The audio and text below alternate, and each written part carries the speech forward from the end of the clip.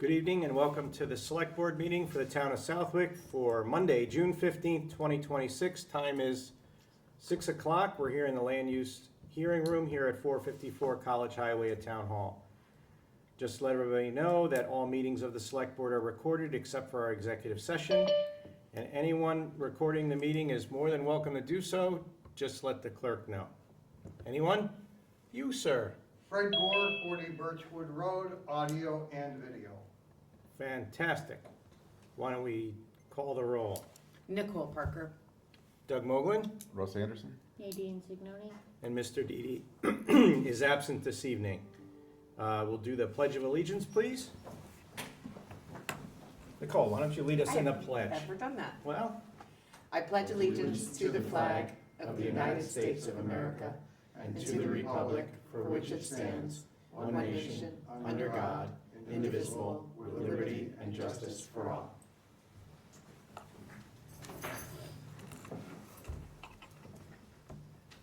and we'll start off with public comments. And we'll ask the folks on Zoom first if they have any public comments. Anyone? Seeing none, we'll go to the room. Anyone in the room have public comments? I do. Do I just sit here? Do you want me to stand? I think you're good if you could just say your name and address for the record and we'll go from there. Good evening. My name is Stephanie Kiesacker and I reside at 283 College Highway. I have a couple questions and then I will kind of go into like what my concerns are. So I'm curious to know in the town, and I tried to look on like your zoning in the town code book, but I was a little confused as to some of the things. So for outdoor musical concerts that were to happen in town, not just a isolated one, but like a series over several months that were to happen, is that, do you just give individually for each series like a one-day permitting process? Or if it's gonna be a series, do they have to get a special permit? And then I'll tell you why I'm asking that question. Keep going.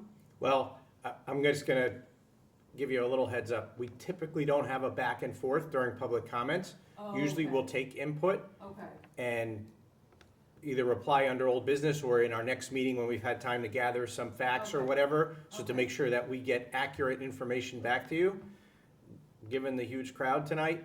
And I think some of us are kind of familiar with the event you're talking about. yes. We can probably give you some more, at least some general information, and we may have to come back to you with some more information, but Okay. is there more to what you're asking, or? Well, so I guess I'm a neighbor, I live across the street from there. I'm not opposed to like people having fun or whatever, but it's the loudness of the music, literally even with my air conditioner units this Saturday, like to go to sleep, I had to put like earphones in my ear to like drown out the noise of it. So I'm sure that there is a noise decibel, I think I looked it up and it said either 52 or 55 in town. Outdoor music concerts are generally between 90 to 115 decibels. So my question would be, is there some sort of, I as an abutter wasn't notified that this was going to happen. And if it was just a one-day permit, I understand why I wouldn't be notified. But if there was a public hearing, I'm an abutter within 300 feet. I would have liked to have come and heard the presentation and asked any questions that I had of the petitioner or the event manager that presented at your meeting. So my next question would be, is there gonna be any sort of noise mitigation that would be done, maybe arborvitae's along the roadway or something, in order for the privacy of me and my neighbors and the quiet of, the quiet of the neighborhood? So I'm not, I'm not trying to complain, like I want them to be able to do their thing. I realize, it's a moneymaker, but I also I pay taxes in the town, I own my home, like I have the right to, I couldn't even sit in my backyard. So I think it's unfortunate that if they went through permitting, it got passed, but none of the residents were aware of it. And they've had probably about 4 events since last May now. So I'm assuming this is going to be an ongoing thing that they're gonna do.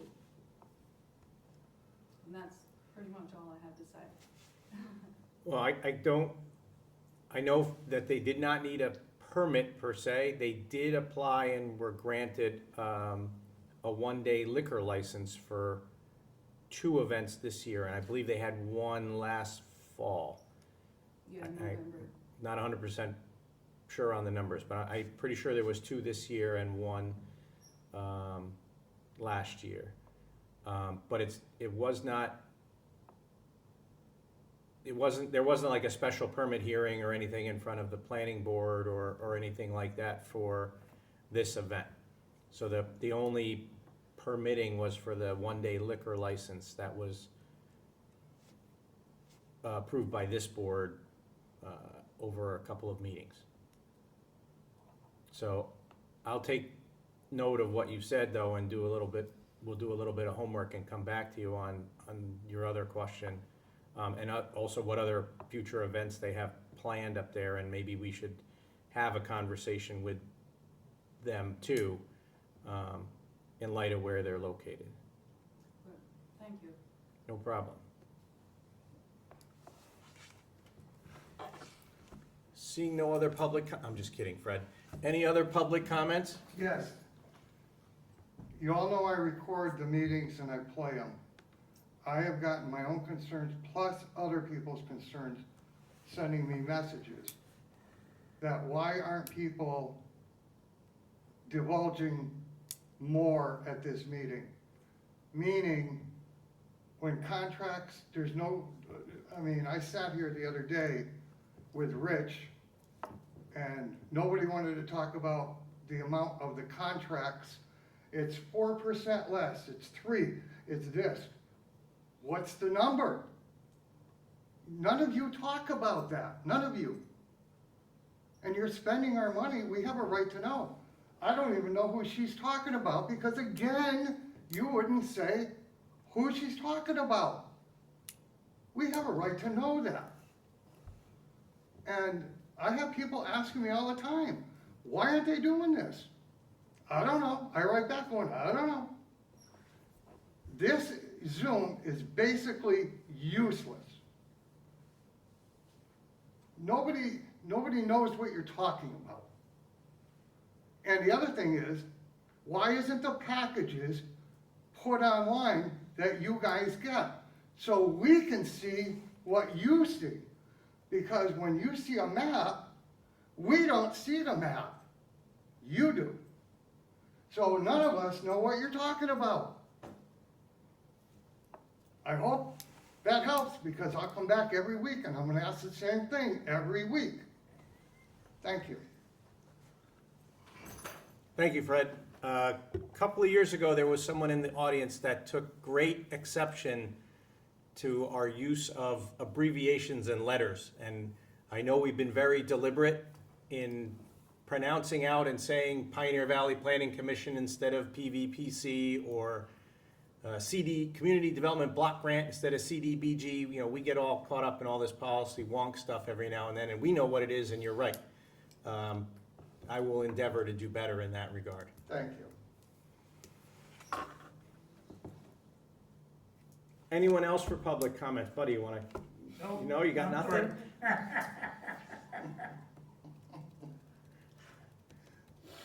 Okay. New business. I believe we're going to table item A, which is discuss vote fiscal year 22-23. No, we're gonna do that one, right? We're not gonna do that one. Everything, Discuss yeah. fiscal year 22-23 Massachusetts Community Development Fund Program Administration Amendment Number 3. Extension to September 30th. We're gonna hold that one for now because there's, Pioneer Valley Planning Commission is looking at consolidating and requesting reallocation of some of these grants that we have leftover funds for, but first they have to be approved by HLC, so before it can be approved. who is HLC? The Office of Housing and Livable Communities, Executive Office of Housing and Livable Communities. Perfect. Let's take a shot at the summer schedule. Do any of you have any vacations coming up that we need to be mindful of, or time away that we need to be mindful of in our meeting schedules? I just gonna have this on my, I will be away the first week of August 3rd. But I don't know if Nadine, you don't have to worry about me, but.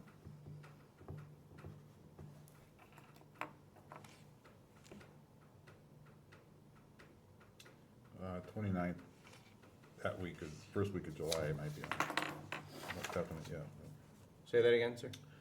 It's first week of July, but it's actually the 29th of June, could be an issue. Haven't confirmed it yet. Other than that, I'm open.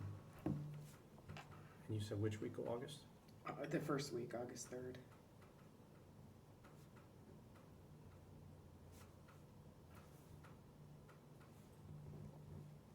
Nadine? I'm all set. I have a couple Mondays off, but I don't. So do you think for July? So what actually would work out pretty good. To after the 13th and 27th. Well, Friday's a short week of the first week of July, because 3rd is the recognized holiday, right? Right. So we could skip the 29th, and then meet the 6th, 20th, and then I would say the 27th, so we didn't meet on 3rd August, and then we'd meet the 10th August.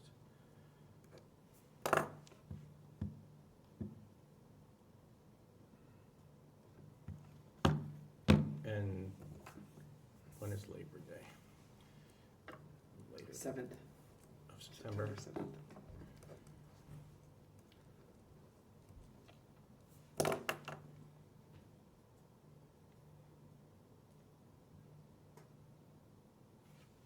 Yeah. We'll check with, I'll check with Mr. Didi, and then, does that sound reasonable to meet every other week for July and August? Yeah, I think that's what we did last year. Yeah. Just put the dates out. once- Yeah, once we- I'll send them around. Perfect. Okay, do we have any other new business in front of the select board this evening? No. Okay, under the old business, we've been carrying this item of the right of first refusal for 177 Klaus Anderson Road. We were waiting for Agricultural Commission to meet, to vote on that. So far, every other board had voted to not recommend that we exercise our right of first refusal. And AgCom met last week, Wednesday or Thursday, and they also voted unanimously not to recommend that we not exercise our right of first refusal. So I'd entertain a motion. What is the motion? The motion is for us to not exercise our right of first refusal for 177 Klaus Anderson Road. There's a sale pending for that property. And if the town's not gonna exercise that right, then the sale could proceed. So does anyone wanna make that motion? So moved. I'll second the motion. It's a roll call vote. Doug Moglen, yes? Russ Anderson, yes. Great. We'll table item B until we have a full board for future discussion at our next meeting. And the next item is also gonna be tabled, which is discuss vote DPW Community One Stop for Growth, North Lake Avenue Phase 2 Water Main Extension in Granville Road, drainage improvement, correct? That's Also, gonna carry? yes, also Pioneer Valley Planning Commission funded, right? We get those funds up there from the same agency, and they're trying to reallocate the funds. So these are tabled items. And item E is, this was an item we discussed last week, which is Chapter 7, Section 175 of the Acts of 2025. And this has to do with the amortization of our deficit amortization regarding an amount of money that we have on file with our current health insurer. And you have an update on that? I called the state about it because I, was concerned that we don't know our number for FY '26. If you don't vote for '26, it has to be in '27.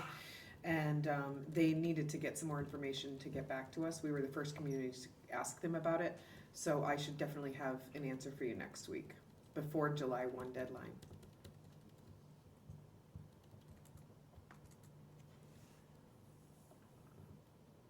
Thank you. And then item F is, I think we voted on this in our last meeting, but we just want to confirm and ratify the fact that we are in agreement that we're taking no action on changing the prorated stickers at the transfer station for this upcoming fiscal year.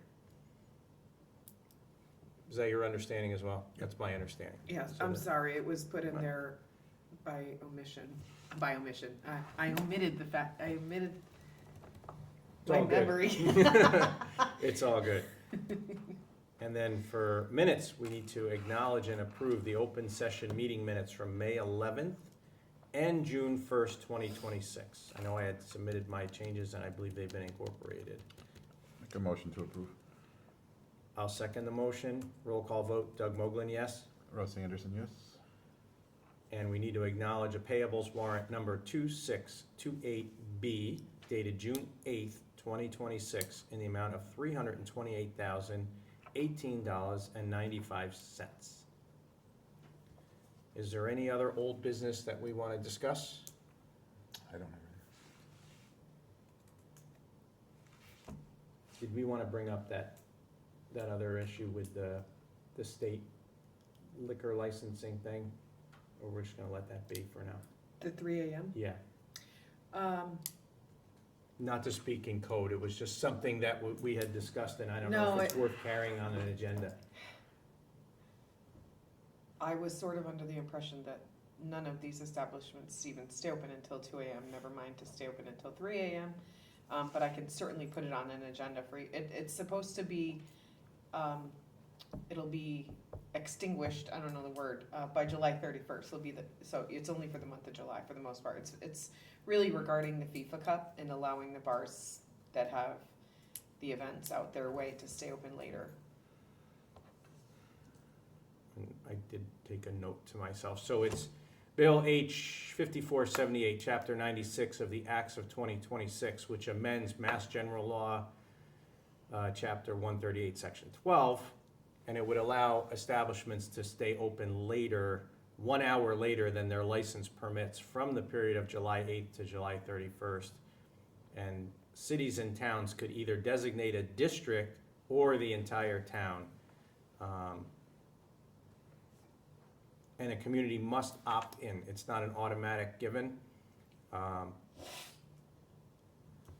Personally, I agree with you. I don't see much of a need for it. I could see it in Boston where they're having the World Cup games and, you know, even some larger 250 celebrations that may drag on a little longer.